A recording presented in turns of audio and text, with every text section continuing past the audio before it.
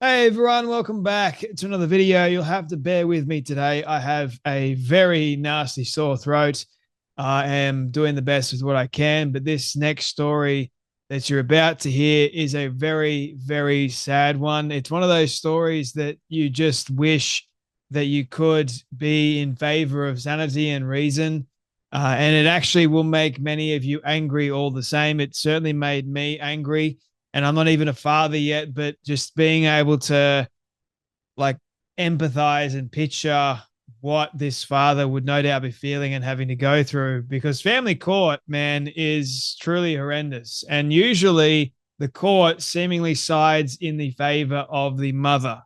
There aren't many cases that I've heard of whereby the father ends up winning custody. If he does, it's an absolute miracle, because the majority of the time in family court systems, even if the father is of sound mind, body, he's most like able to provide, and you name it, doesn't really matter, because the court is biased. And especially over in the States, they're more than likely going to side with the mother. And that is exactly what happened in this case. But when you throw gender ideology into the mix as well, you end up in a world of hurt. So for those of you that are wondering what I'm talking about, this is Los Angeles Super Court Judge Mark Juhas. He just granted full custody to Jeff Younger's ex-wife, who will now transition their 12-year-old son into a girl.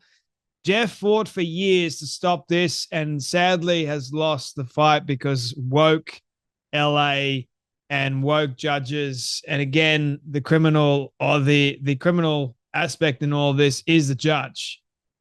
He should have sided with the father, but nevertheless, he sided with the mother that wants to chemically castrate her own kids. This activist judge stole a young boy from his dad and sent him to be chemically castrated and mutilated. This is absolutely devastating. So here is the judge. A better picture for you. Look at that smug smile on his face. So this father, who pleaded with pediatrician ex-wife not to chemically castrate their son, 9, is dealt a crushing blow. Imagine being a father, right, and wanting to raise your kids in a healthy fashion and healthy manner, but you end up losing to a crazy woman. And that's why, ladies and gentlemen, who you marry is extremely important. In fact, one of the most important decisions you'll ever make in your life is who you choose to spend the rest of your life with. And this is one of the reasons why, God forbid, something happens and you end up in court. A Texas father who tried for years to stop his ex-wife from allowing his preteen child, who now identifies as Luna, to be chemically castrated, has been dealt a blow in California court. Los Angeles Superior Court Judge Mark Juhas ruled that Jeff Younger's ex-wife, Anne Georgulas, would be granted full custody. Full custody, man. Not like half custody, no, full, of his 12-year-old son, James, and would be allowed him to transition. It comes as a blow to Younger, 59, who announced next that he has lost all parental rights over his twins and wished his children goodbye. Goodbye, boys. Perhaps we'll meet when you are all adults. He said in the post he was granted supervised visitation, but the father said he won't do that. Younger said he does send letters and gifts to his sons, but his ex-wife is not required to make sure the boys receive them. This is why it's like a travesty and a devastating thing, family court. Let my story be a cautionary one for young men. Fathers have no rights to their children. Do not enter the family law system, he said. California Judge Juhas gave my ex-wife authority to castrate my son. He's right. Like I mentioned a moment ago, family court, they're more than likely going to side with the mother and not the father, because it's believe all women narrative. Women apparently are the better providers and the better raisers of kids when it comes to the family court system. That's not entirely accurate, but men have no rights because men have been demonized for such a long time, and they're blamed, especially in court. You can fight for years, but if you get a woke judge, you're screwed. Chemical castration involves a child taking puberty-blocking medication to stop the sex hormones from being produced. It is not the same as surgical castration, but it is still castration nonetheless. You need to point that out, Daily Mail. Chemical castration is no, it's not reversible, mate. Like you're saying, oh, chemical castration. Oh, it's definitely reversible. Then why are you calling it castration then? It's chemical form. It's still castration. You can't reverse that. But the side effects for long-term usage of hormone blockers is currently unknown. Hello, we already know what it does. There's no reversing it. You can't change it. And Daily Mail, I highly recommend that you change that point that you made of being reversible, because it ain't reversible. And we know this as scientific fact. Last year, Younger begged his ex-wife not to chemically castrate their son after she moved to California. Younger revealed a video of his child claiming he's a girl on Tucker Carlson Tonight.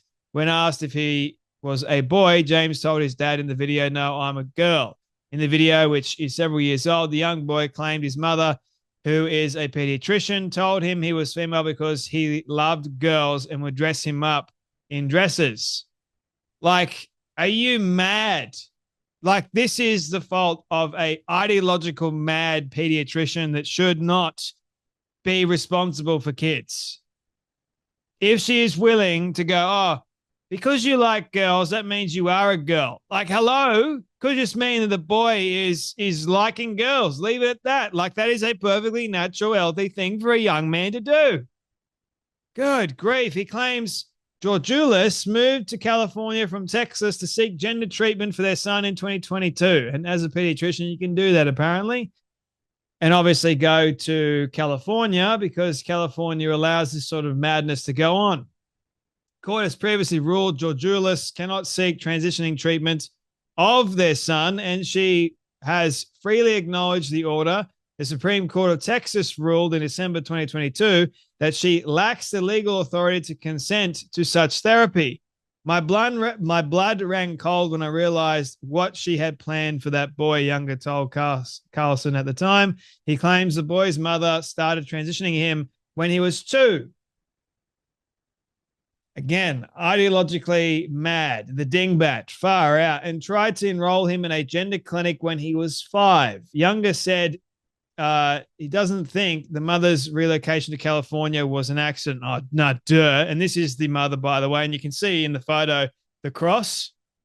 That's also concerning, in case you were wondering. So in 2019, Younger was granted joint custody of their children, which included a say in medical decisions related to the child, including treatment regarding gender transition. In 2021, a judge gave Georgioulis full custody over James, including his medical care. But that ruling said the control did not extend to hormone suppression therapy, puberty blockers, or transgender reassignment surgery. So it's not really the parents actually having a say in this matter. It's the court system.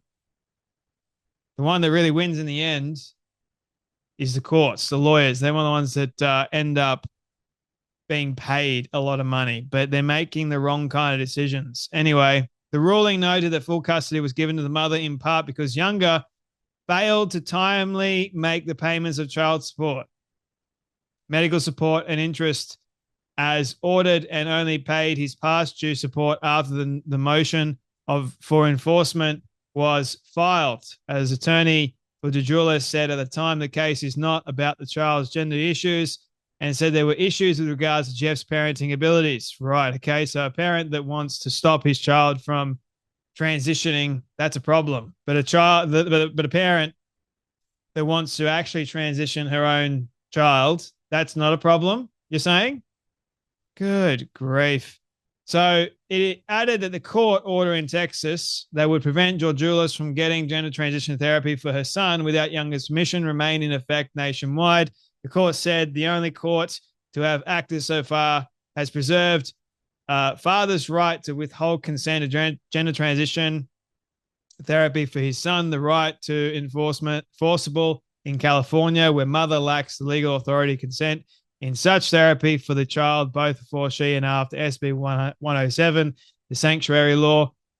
California's sanctuary law protects transgender children and their families who flee from Alabama, Texas, Idaho, or any other state, criminalizing the parents of trans kids for allowing them to receive gender-affirming care.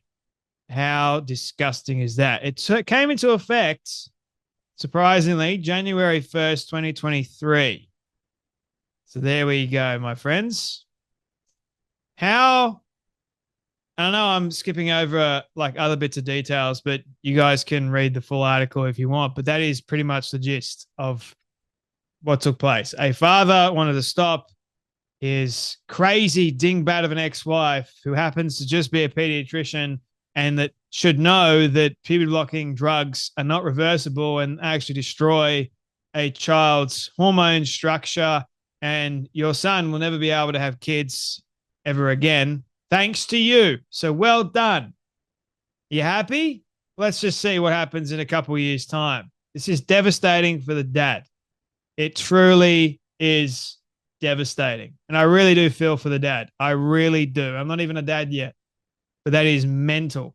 Absolutely batshit mental. Anyway, you guys take care. You be blessed, and I'll see you all in the next video.